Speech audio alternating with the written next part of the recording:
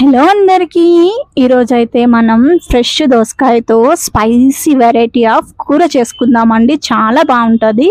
రైస్లోకైనా రోటీలోకైనా ఇలాంటి కూర అయితే మళ్ళా చేసుకోవాలనిపిస్తుంది. సో దీనికోసం అయితే మనం కొంచెం పోపు దినుసులు, ఒక పెద్ద సైజు ఉల్లిపాయ, కొన్ని పచ్చిమిరపకాయలు, కరివేపాకు వీటిని దోరగా వేయించేసుకోవాలి.